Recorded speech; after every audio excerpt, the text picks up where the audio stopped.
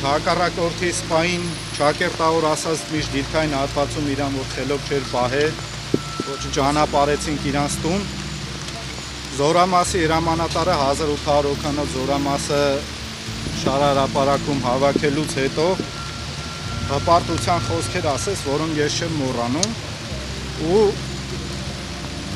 ցավով եմ կոնկրետ այս մեկը տալիս։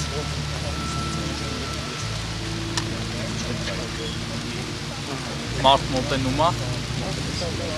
Սա չի կարա արժեք ունենա այն պարագայում, երբ որ Արցախի հանձնման օրը սեպտեմբերի 19-ին ինչ էին դրան այդ լաբուգում, այդ Վահան Կոստանյանը ստանում է հայրենիքի մատուցած ծառայությունների համար առաջին աշճանի շքանշան։